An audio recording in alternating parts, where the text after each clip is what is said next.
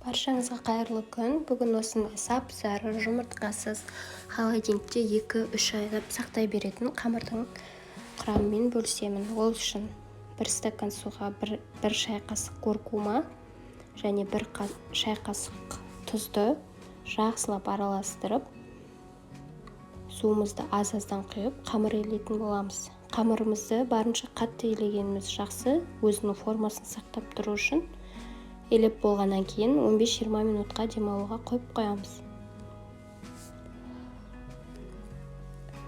Дайын болған қамырымызға ұнды аямай сеуіп, осылай жақсылап жайып аламыз. Қамырымыз жабысып қалмау үшін ұнды көптеу салсаңыз жақсы болады.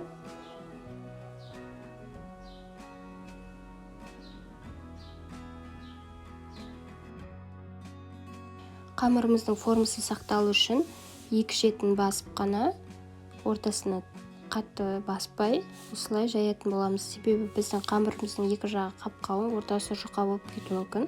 Жалпы мен негізі өзім қамырдың формасына онда қатты мән бермеймін. Менде бір ондай принцип жоқ, идеальный болып шығу керек деген. Барынша тегіс және біркелкі осындай әдемі болып жайылса болды мен үшін. Міне біздің қамырымыз ешқандай сорпаға салған кезде жыртылып, езіліп кетпейді.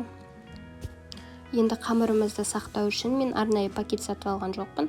Осындай үйде пайдаланатын пакетті ортасынан кесіп, төрт бұрышты қылып, қиып алсаңыз болады. Осылай ортасына қойып, видеода көрсетілгендей етіп, пакетпен жауып шығамыз. Ол үшін бізге 2 пакет керек болады. Қамырыңыз үлкен болса, 3 пакет, кішкентай орташа болса, осындай 2 пакет пайдалансаңыз болады.